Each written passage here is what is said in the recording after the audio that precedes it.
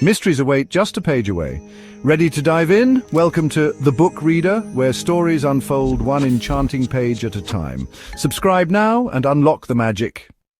Part 2. Consequence Analyses. January 3rd to March 17th. 46% of the women in Sweden have been subjected to violence by a man. Chapter 8. Friday, January 3rd to Sunday, January 5th. When Blomkvist alighted from his train in Hedestad for the second time, the sky was a pastel blue and the air icy cold. The thermometer on the wall of the station said 0 degrees Fahrenheit. He was wearing unsuitable walking shoes. Unlike on his previous visit, there was no Herr Frode waiting with a warm car. Blomkvist had told them which day he would arrive, but not on which train. He assumed there was a bus to Hedeby, but he did not feel like struggling with 2 heavy suitcases and a shoulder bag, so he crossed the square to the taxi stand. It had snowed massively all along the Norrland coast between Christmas and New Year's, and judging by the ridges and piles of snow thrown up by the plows, the road teams had been out in full force in Hedestad. The taxi driver, whose name, according to his ID posted on the window, was Hussein, nodded when Blomkvist asked whether they had been having rough weather. In the broadest Norrland accent, he reported that it had been the worst snowstorm in decades, and he bitterly regretted not taking his holiday in Greece over the Christmas period. Blomkvist directed him to Henrik Vanger's newly shoveled courtyard, where he lifted his suitcases onto the cobblestones and watched the taxi head back towards Hedestad. He suddenly felt lonely and uncertain. He heard the door open behind him. Vanger was wrapped up in a heavy fur coat, thick boots, and a cap with ear flaps. Blomkvist was in jeans and a thin leather jacket. "If you're going to live up here, you need to learn to dress more warmly for this time of year." They shook hands. "Are you sure you don't want to stay in the main house?" "No? Then I think we'd better start getting you settled into your new lodgings." One of the conditions in his negotiations with Vanger and Dirch Frode had been that he have living quarters where he could do his own housekeeping and come and go as he pleased. Vanger led Blomkvist back along the road towards the bridge and then turned to open the gate to another newly shoveled courtyard in front of a small timbered house close to the end of the bridge. The house was not locked. They stepped into a modest hallway where Blomkvist, with a sigh of relief, put down his suitcases. "This is what we call our guest house. It's where we usually put people up who are going to stay for a longer period of time. This was where you and your parents lived in 1963. It's one of the oldest buildings in the village, but it's been modernized. I asked Nielsen, my caretaker, to light the fire this morning." The house consisted of a large kitchen and 2 smaller rooms, totaling about 500 square feet. The kitchen took up half the space and was quite modern, with an electric stove and a small refrigerator. Against the wall facing the front door stood an old cast-iron stove in which a fire had indeed been lit earlier in the day. You don't need to use the wood stove unless it gets bitterly cold. The firewood bin is there in the hallway, and you'll find a woodshed at the back. The house has been unlived in this autumn. The electric heaters are usually sufficient. Just make sure you don't hang any clothes on them, or it may start a fire. Blomkvist looked around. Windows faced 3 different directions, and from the kitchen table he had a view of the bridge, about 100 feet away. The furnishings in the kitchen included 3 big cupboards, some kitchen chairs, an old bench, and a shelf for newspapers. On top was an issue of C from 1967. In one corner was a smaller table that could be used as a desk. 2 narrow doors led to smaller rooms. The one on the right, closest to the outside wall, was hardly more than a cubbyhole with a desk, a chair, and some shelves along the wall. The other room, between the hallway and the little office, was a very small bedroom with a narrow double bed, a bedside table, and a wardrobe. On the walls hung landscape paintings. The furniture and wallpaper in the house were all old and faded, but the place smelled nice and clean. Someone had worked over the floor with a dose of soap. The bedroom had another door to the hallway, where a storeroom had been converted into a bathroom with a shower. "You may have a problem with the water," Vanger said. "We checked it this morning, but the pipes aren't buried very deep, and if this cold hangs on for long they may freeze. There's a bucket in the hallway, so come up and get water from us if you need to. I'll need a telephone, Blomkvist said. I've already ordered one. They'll be here to install it the day after tomorrow. So, what do you think? If you change your mind, you would be welcome in the main house at any time. This will be just fine, Blomkvist said. Excellent. We have another hour or so of daylight left. Shall we take a walk so you can familiarize yourself with the village? Might I suggest that you put on some heavy socks and a pair of boots? You'll find them by the front door. Blomkvist did as he suggested and decided that the very next day he would go shopping for long underwear and a pair of good winter shoes. The old man started the tour by explaining that Blomkvist's neighbor across the road was Gunnar Nielsen, the assistant whom Vanger insisted on calling the caretaker. But Blomkvist soon realized that he was more of a superintendent for all the buildings on Hedeby Island, and he also had responsibility for several buildings in Hedestad. His father was Magnus Nielsen, who was my caretaker in the 60s, one of the men who helped out at the accident on the bridge. Magnus is retired and lives in Hedestad. Gunnar lives here with his wife, whose name is Helena. Their children have moved out. Vanger paused for a moment to shape what he would say next, which was, Mikael, the official explanation for your presence here is that you're going to help me write my autobiography. That will give you an excuse for poking around in all the dark corners and asking questions. The real assignment is strictly between you and me and Dirch Frode. I understand. And I'll repeat what I said before. I don't think I'm going to be able to solve the mystery. All I ask is that you do your best. But we must be careful what we say in front of anyone else. Gunnar is 56, which means that he was 19 when Harriet disappeared. There's one question that I never got answered.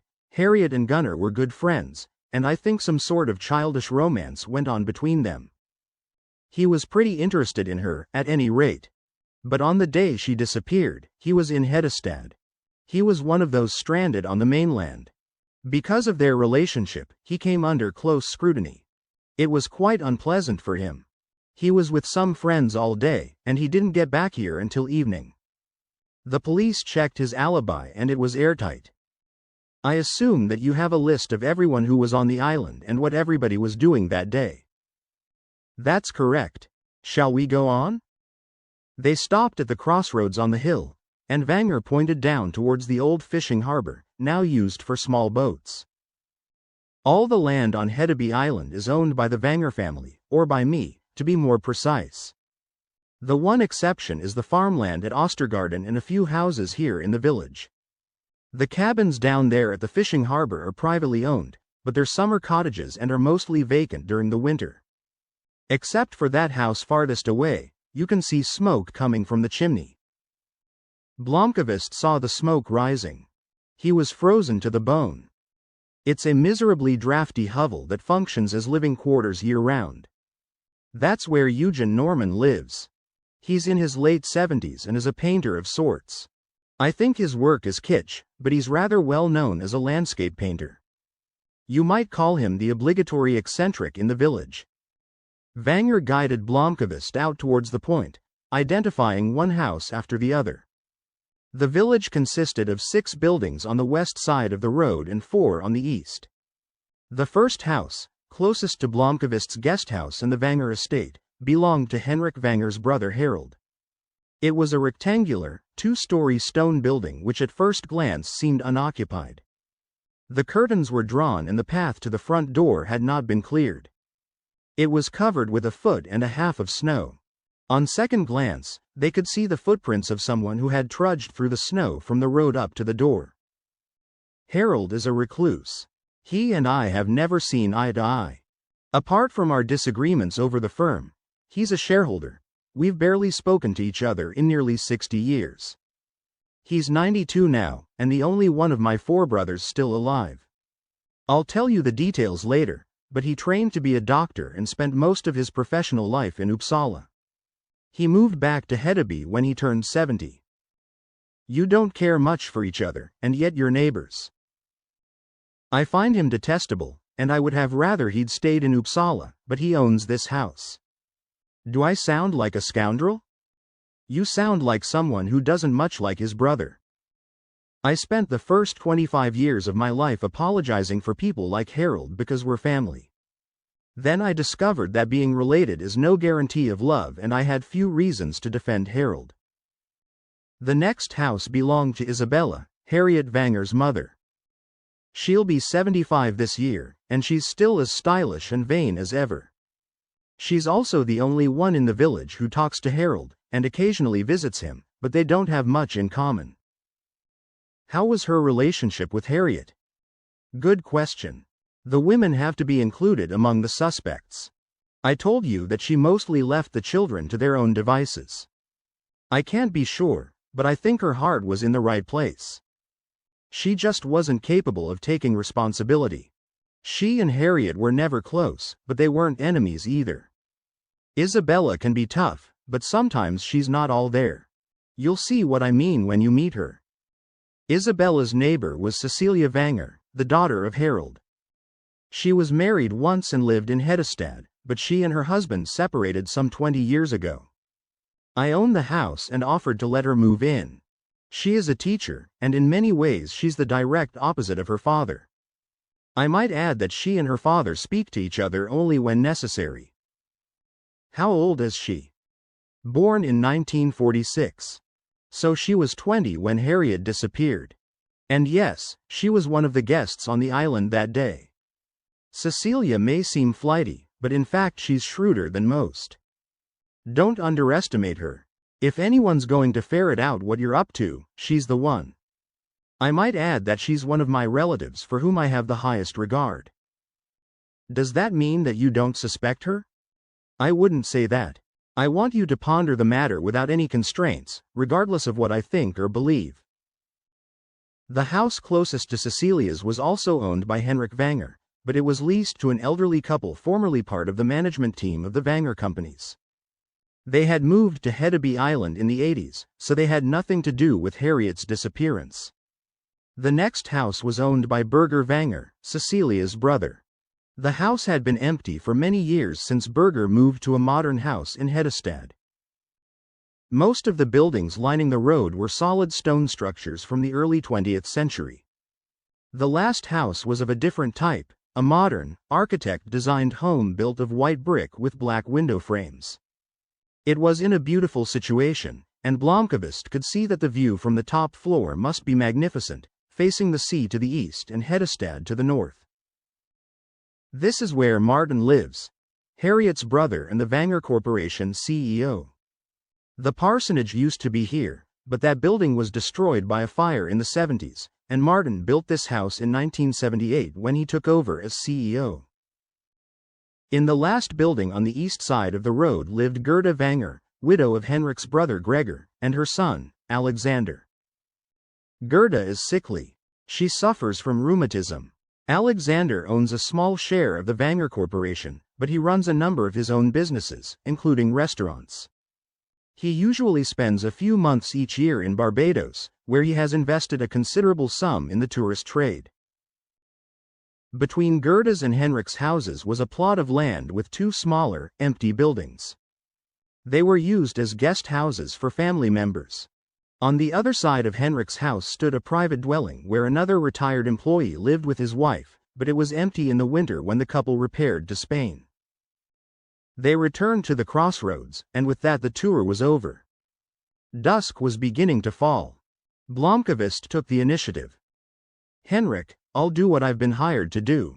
I'll write your autobiography, and I'll humor you by reading all the material about Harriet as carefully and critically as I can. I just want you to realize that I'm not a private detective. I expect nothing. Fine. I'm a night owl, Vanger said. So I'm at your disposal any time after lunch. I'll arrange for you to have an office up here, and you can make use of it whenever you like. No, thank you. I have an office in the guest house, and that's where I'll do my work. As you wish. If I need to talk to you, we'll do it in your office, but I'm not going to start throwing questions at you tonight. I understand. The old man seemed improbably timid. It's going to take a couple of weeks to read through the papers. We'll work on 2 fronts. We'll meet for a few hours each day so that I can interview you and gather material for your biography. When I start having questions about Harriet which I need to discuss with you, I'll let you know. That sounds sensible. I'm going to require a free hand to do my work, and I won't have any set work hours. You decide for yourself how the work should be done. I suppose you're aware that I have to spend a couple of months in prison. I don't know exactly when, but I'm not going to appeal. It'll probably be sometime this year. Vanger frowned. That's unfortunate. We'll have to solve that problem when it comes up. You can always request a postponement. If it's permitted and I have enough material, I might be able to work on your book in prison. One more thing. I'm still part owner of Millennium, and as of now it's a magazine in crisis. If something happens that requires my presence in Stockholm, I would have to drop what I'm doing and go there. I didn't take you on as a serf. I want you to do a thorough job on the assignment I've given you, but, of course, you can set your own schedule and do the work as you see fit. If you need to take some time off, feel free to do it, but if I find out that you're not doing the work, I'll consider that a breach of contract. Vanger looked over towards the bridge. He was a gaunt man, and Blomkvist thought that he looked at that moment like a melancholy scarecrow. As far as Millennium is concerned, we ought to have a discussion about what kind of crisis it's in and whether I can help in some way. The best assistance you can offer is to give me Wennerstrom's head on a platter right here and now. Oh no, I'm not thinking of doing that. The old man gave Blomkvist a hard look. The only reason you took this job was because I promised to expose Wennerstrom. If I give you the information now, you could stop work on the job whenever you felt like it. I'll give you the information a year from now. Henrik, forgive me for saying this, but I can't be sure that a year from now you'll be alive. Vanger sighed and cast a thoughtful gaze over the fishing harbor. Fair enough. I'll talk to Frode and see if we can work something out. But as far as Millennium is concerned, I might be able to help in another way. As I understand it, the advertisers have begun to pull out. The advertisers are the immediate problem, but the crisis goes deeper than that. It's a matter of trust. It doesn't matter how many advertisers we have if no one wants to buy the magazine. I realize that. I'm still on the board of directors of quite a large corporation, albeit in a passive role. We have to place advertisements somewhere. Let's discuss the matter at some stage. Would you like to have dinner? No. I want to get settled, buy some groceries, and take a look around. Tomorrow I'll go to Hedestad and shop for winter clothes. Good idea. I'd like the files about Harriet to be moved over to my place. They need to be handled with great care, I understand. Blomkvist returned to the guest house. His teeth were chattering by the time he got indoors. The thermometer outside the window said 5 degrees Fahrenheit, and he couldn't remember ever feeling so cold as after that walk, which had lasted barely 20 minutes. He spent an hour settling himself into what was to be his home for the coming year. He put his clothes in the wardrobe in the bedroom, his toiletries went in the bathroom cabinet. His second suitcase was actually a trunk on wheels. From it he took books, CDs and a CD player, notebooks, a Sanyo tape recorder, a Microtech scanner, a portable inkjet printer, a Minolta digital camera, and a number of other items he regarded as essential kit for a year in exile. He arranged the books and the CDs on the bookshelf in the office alongside 2 binders containing research material on Hans Erik Wennerstrom. The material was useless, but he could not let it go. Somehow he had to turn those 2 folders into building blocks for his continuing career. Finally he opened his shoulder bag and put his iBook on the desk in the office. Then he stopped and looked about him with a sheepish expression. The benefits of living in the countryside, forsooth. There was nowhere to plug in the broadband cable. He did not even have a telephone jack to connect an old dial-up modem. Blomkvist called the Telia telephone company from his mobile. After a slight hassle, he managed to get someone to find the order that Vanger had placed for the guest house. He wanted to know whether the connection could handle a DSL and was told that it would be possible by way of a relay in Hedeby, and that it would take several days. It was after 4 o'clock by the time Blomkvist was done. He put on a pair of thick socks and the borrowed boots and pulled on an extra sweater. At the front door he stopped short. He had been given no keys to the house, and his big city instincts rebelled at the idea of leaving the front door unlocked. He went back to the kitchen and began opening drawers. Finally he found a key hanging from a nail in the pantry. The temperature had dropped to -1 degree Fahrenheit. He walked briskly across the bridge and up the hill past the church. The Konsum store was conveniently located about 300 yards away. He filled 2 paper bags to overflowing with supplies and then carried them home before returning across the bridge. This time he stopped at Suzanne's Bridge Cafe. The woman behind the counter was in her 50s. He asked whether she was Suzanne and then introduced himself by saying that he was undoubtedly going to be a regular customer. He was for the time being the only customer, and Suzanne offered him coffee when he ordered sandwiches and bought a loaf of bread. He picked up a copy of the Hedestad Courier from the newspaper rack and sat at a table with a view of the bridge and the church, its facade now lit up. It looked like a Christmas card. It took him about 4 minutes to read the newspaper. The only news of interest was a brief item explaining that a local politician by the name of Birger Vanger, Liberal, was going to invest in Techcent, a technology development center in Hedestad. Mikael sat there until the cafe closed at 6 o'clock. At 7:30 he called Birger, but was advised that the party at that number was not available. He sat on the kitchen bench and tried to read a novel which, according to the back cover text, was the sensational debut of a teenage feminist.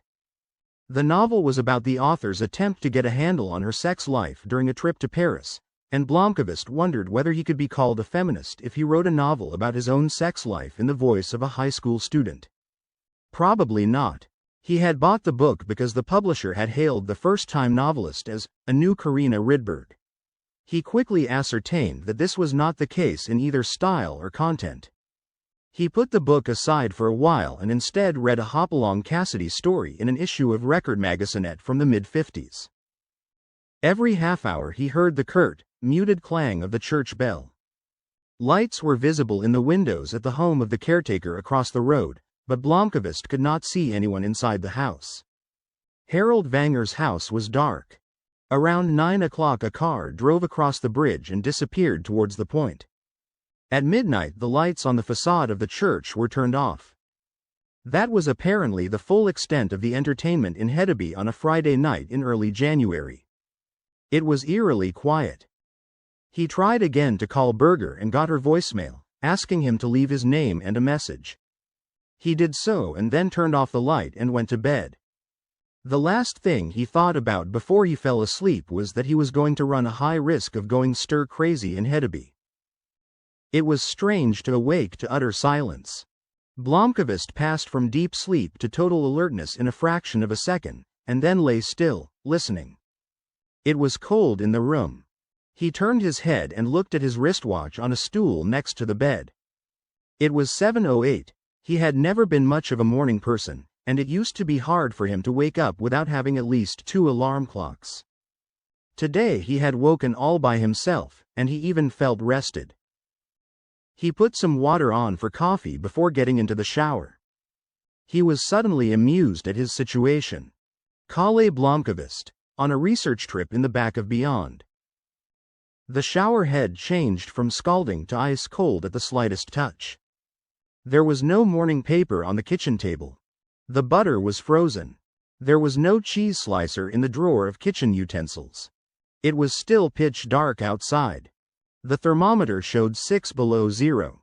It was Saturday. The bus stop for Hedestad was over the road from Konsum, and Blomkvist started off his exile by carrying out his plan to go shopping in town. He got off the bus by the railway station and made a tour of the center of town. Along the way he bought heavy winter boots, 2 pairs of long underwear, several flannel shirts, a proper thigh-length winter jacket, a warm cap, and lined gloves. At the electronics store he found a small portable TV with rabbit ears.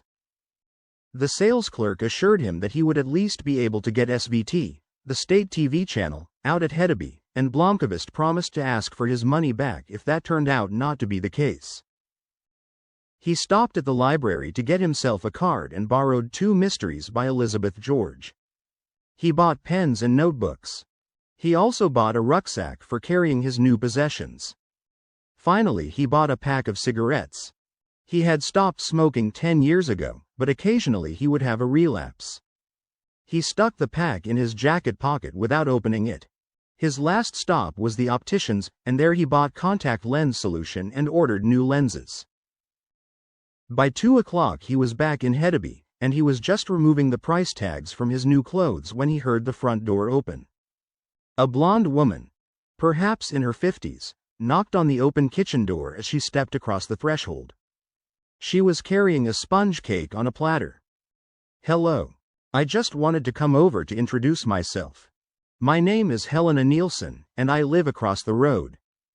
I hear we're going to be neighbors." They shook hands and he introduced himself. "Oh yes, I've seen you on TV. It's going to be nice to see lights over here in the evening." Blomkvist put on some coffee. She began to object but then sat at the kitchen table, casting a furtive glance out the window. "Here comes Henrik with my husband. It looks like some boxes for you." Vanger and Gunnar Nielsen drew up outside with a dolly, and Blomkvist rushed out to greet them and to help carry the 4 packing crates inside. They set the boxes on the floor next to the stove. Blomkvist got out the coffee cups and cut into Fröken Nielsen's sponge cake. The Nielsens were pleasant people. They did not seem curious about why Blomkvist was in Hedestad. The fact that he was working for Henrik Vanger was evidently enough of an explanation. Blomkvist observed the interaction between the Nielsens and Vanger, concluding that it was relaxed and lacking in any sort of gulf between master and servants. They talked about the village and the man who had built the guest house where Blomkvist was living. The Nielsens would prompt Vanger when his memory failed him. He, on the other hand, told a funny story about how Nielsen had come home one night to discover the village idiot from across the bridge trying to break a window at the guest house. Nielsen went over to ask the half-witted delinquent why he didn't go in through the unlocked front door. Nielsen inspected Blomkvist's little TV with misgiving and invited him to come across to their house if there was ever a program he wanted to see. Vanger stayed on briefly after the Nielsens left. He thought it best that Blomkvist sort through the files himself, and he could come to the house if he had any problems. When he was alone once more, Blomkvist carried the boxes into his office and made an inventory of the contents. Vanger's investigation into the disappearance of his brother's granddaughter had been going on for 36 years. Blomkvist wondered whether this was an unhealthy obsession or whether, over the years, it had developed into an intellectual game. What was clear was that the old patriarch had tackled the job with the systematic approach of an amateur archaeologist. The material was going to fill 20 feet of shelving. The largest section of it consisted of 26 binders, which were the copies of the police investigation. Hard to believe an ordinary missing person case would have produced such comprehensive material. Vanger no doubt had enough clout to keep the Hedestad police following up both plausible and implausible leads. Then there were scrapbooks, photograph albums, maps, texts about Hedestad and the Vanger firm, Harriet's diary. Though it did not contain many pages, her schoolbooks, medical certificates. There were 16 bound A4 volumes of 100 or so pages each, which were Vanger's logbook of the investigations. In these notebooks he had recorded in an impeccable hand his own speculations, theories, digressions. Blomkvist leafed through them. The text had a literary quality, and he had the feeling that these texts were fair copies of perhaps many more notebooks. There were 10 binders containing material on members of the Vanger family. These pages were typed and had been compiled over the intervening years, Vanger's investigations of his own family. Around 7 o'clock he heard a loud meowing at the front door. A reddish-brown cat slipped swiftly past him into the warmth. "Wise cat," he said. The cat sniffed around the guest house for a while. Mikael poured some milk into a dish, and his guest lapped it up. Then the cat hopped on to the kitchen bench and curled up. And there she stayed. It was after 10 o'clock before Blomkvist had the scope of the material clear in his mind and had arranged it on the shelves. He put on a pot of coffee and made himself 2 sandwiches. He had not eaten a proper meal all day, but he was strangely uninterested in food. He offered the cat a piece of sausage and some liverwurst.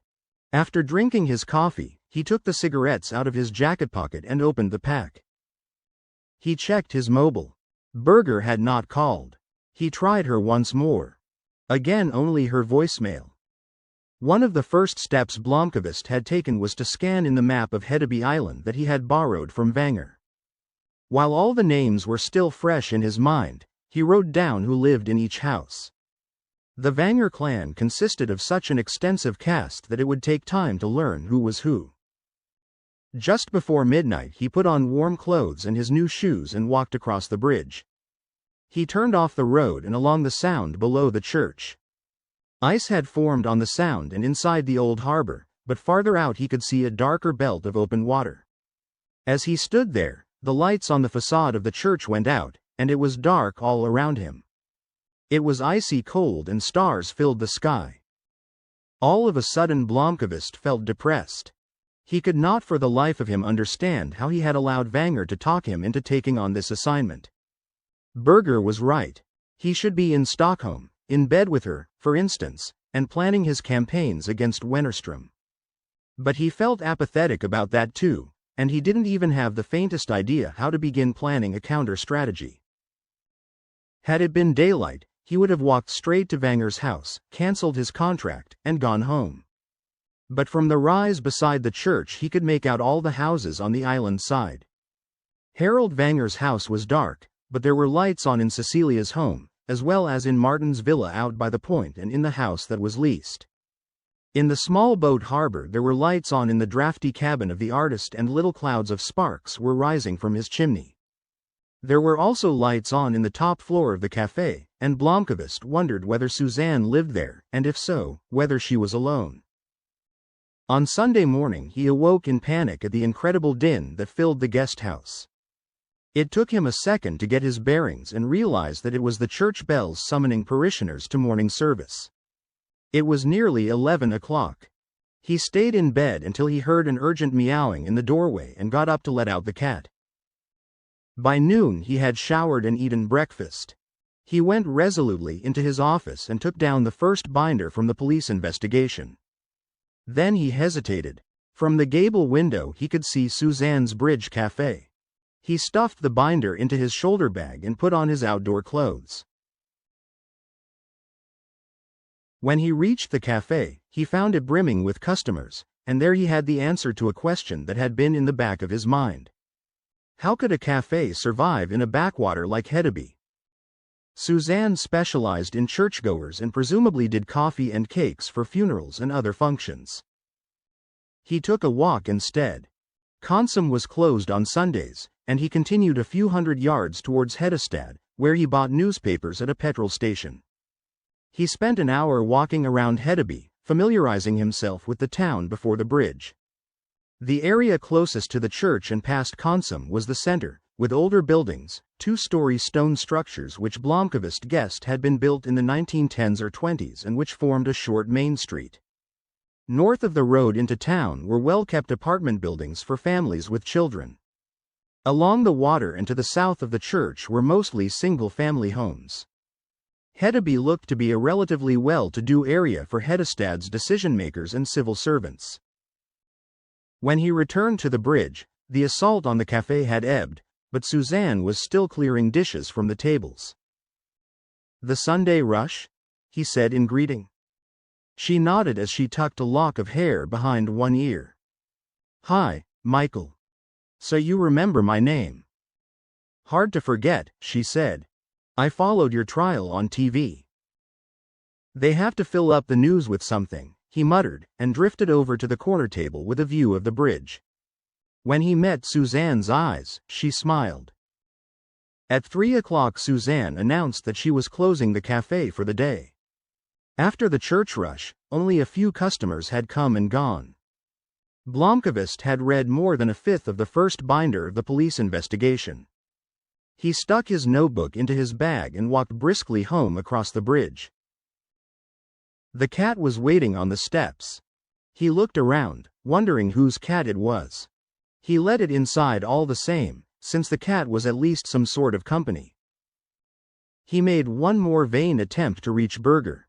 Obviously she was furious with him still. He could have tried calling her direct line at the office or her home number, but he had already left enough messages. Instead, he made himself coffee, moved the cat farther along the kitchen bench, and opened the binder on the table. He read carefully and slowly, not wanting to miss any detail. By late evening, when he closed the binder, he had filled several pages of his own notebook, with reminders and questions to which he hoped to find answers in subsequent binders. The material was all arranged in chronological order. He could not tell whether Vanger had reorganized it that way or whether that was the system used by the police at the time. The first page was a photocopy of a handwritten report form headed Hedestad Police Emergency Center. The officer who had taken the call had signed his name D.O. Rittinger, and Blomkvist assumed the D.O. stood for duty officer. The caller was Henrik Vanger. His address and telephone number had been noted. The report was dated Sunday, September 25, 1966, at 11:14 a.m. The text was laconic. Call from HRK. Vanger, stating that his brother's daughter, Harriet Ulrika Vanger, born the 15th of January, 1950, age 16, has been missing from her home on Hedeby Island since Saturday afternoon. The caller expressed great concern. A note sent at 11:20 a.m. stated that P014, police car, patrol, pilot of a boat, had been sent to the site. Another at 11:35 a.m., in a less legible hand than Rittinger's, inserted that off. Magnuson reports that bridge to Hedeby Island still blocked. Transpi. By boat. In the margin an illegible signature. At 12:14 p.m. Rittinger is back. Telephone conversation off. Magnuson in H by confirms that 16-year-old Harriet Vanger missing since early Saturday afternoon. Family expressed great concern. Not believed to have slept in her bed last night. Could not have left island due to blocked bridge. None of family members has any knowledge as to HV's whereabouts. At 12:19 p.m. G.M. informed by telephone about the situation. The last note was recorded at 1:42 p.m. G.M. on site at H.by. Will take over the matter. The next page revealed that the initials, G.M., referred to Detective Inspector Gustav Morel, who arrived at Hedeby Island by boat and there took over command, preparing a formal report on the disappearance of Harriet Vanger. Unlike the initial notations with their needless abbreviations, Morel's reports were written on a typewriter and in very readable prose. The following pages recounted what measures had been taken, with an objectivity and wealth of detail that surprised Blomkvist. Morel had first interviewed Henrik Vanger along with Isabella Vanger, Harriet's mother. Then he talked in turn with Ulrika Vanger, Harold Vanger, Gregor Vanger, Harriet's brother Martin Vanger, and Anita Vanger. Blomkvist came to the conclusion that these interviews had been conducted according to a scale of decreasing importance. Ulrika Vanger was Henrik Vanger's mother, and evidently she held a status comparable to that of a dowager queen. Ulrika lived at the Vanger estate and was able to provide no information. She had gone to bed early on the previous night and had not seen Harriet for several days. She appeared to have insisted on meeting Detective Inspector Morel solely to give air to her opinion that the police had to act at once, immediately. Harold Vanger ranked as number 2 on the list. He had seen Harriet only briefly when she returned from the festivities in Hedestad, but he had not seen her since the accident on the bridge occurred and he had no knowledge of where she might be at present. Gregor Vanger, brother of Henrik and Harold, stated that he had seen the missing 16-year-old in Henrik Vanger's study, asking to speak with Henrik after her visit to Hedestad earlier in the day. Gregor Vanger stated that he had not spoken with her himself, merely given her a greeting. He had no idea where she might be found, but he expressed the view that she had probably, thoughtlessly, gone to visit some friend without telling anyone and would reappear soon. When asked how she might in that case have left the island, he offered no answer. Martin Vanger was interviewed in a cursory fashion.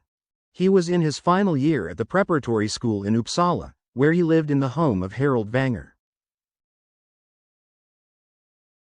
There was no room for him in Harold's car, so he had taken the train home to Hedeby, arriving so late that he was stranded on the wrong side of the bridge accident and could not cross until late in the evening by boat.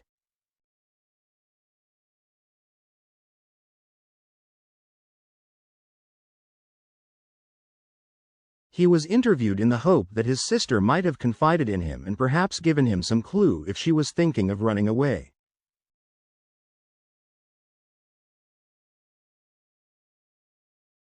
The question was met with protests from Harriet Vanger's mother, but at that moment Inspector Morrill was perhaps thinking that Harriet's having run away would be the best they could hope for.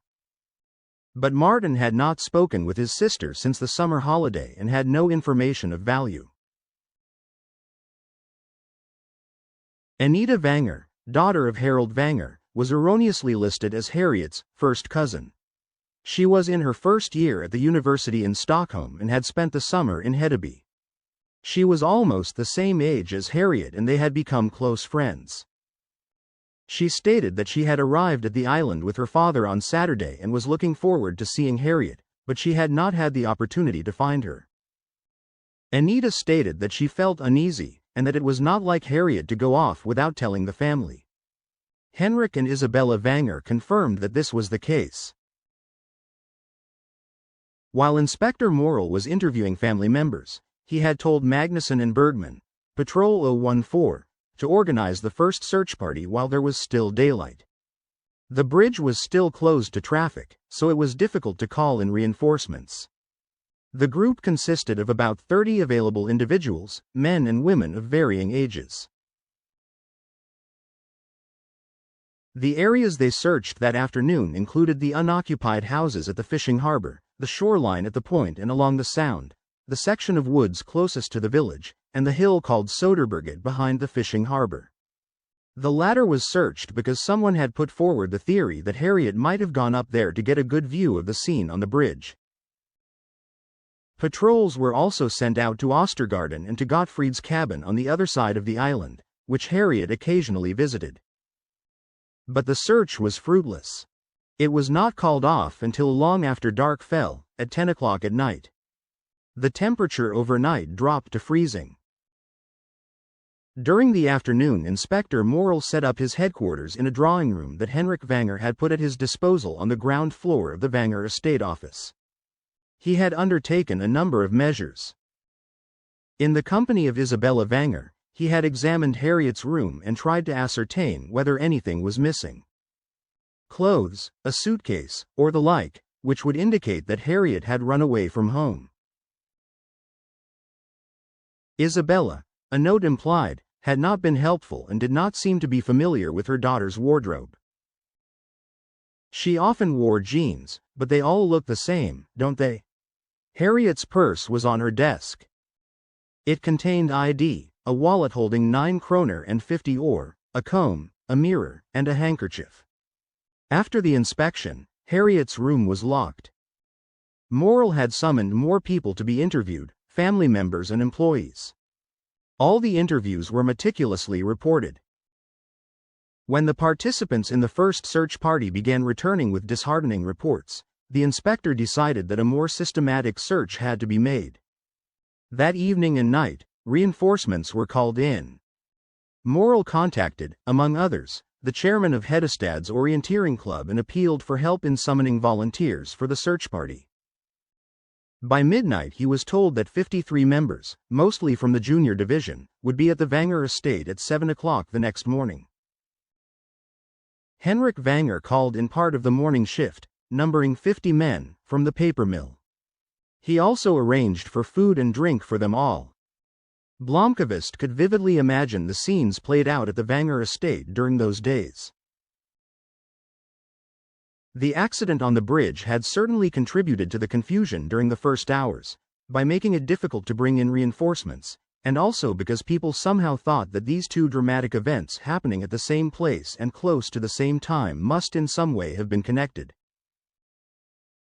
When the tanker truck was hoisted away, Inspector Morrill went down to the bridge to be sure that Harriet Vanger had not, by some unlikely turn of events, ended up under the wreck. That was the only irrational action that Mikael could detect in the inspector's conduct, since the missing girl had unquestionably been seen on the island after the accident had occurred. During those first confused 24 hours, their hopes that the situation would come to a swift and happy resolution sank. Instead, they were gradually replaced by two theories. In spite of the obvious difficulties in leaving the island unnoticed, Morrill refused to discount the possibility that she had run away. He decided that an all-points bulletin should be sent out for Harriet Vanger, and he gave instructions for the patrol officers in Hedestad to keep their eyes open for the missing girl. He also sent a colleague in the criminal division to interview bus drivers and staff at the railway station, to find out whether anyone might have seen her. As the negative reports came in, it became increasingly likely that Harriet Vanger had fallen victim to some sort of misfortune. This theory ended up dominating the investigative work of the following days.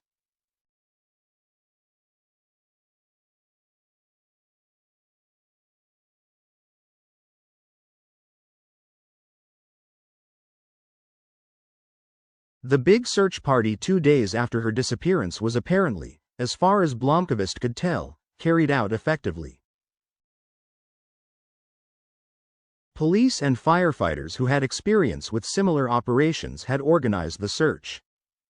Hedeby Island did have some parts that were almost inaccessible, but it was nevertheless a small area, and the island was searched with a fine-tooth comb in 1 day.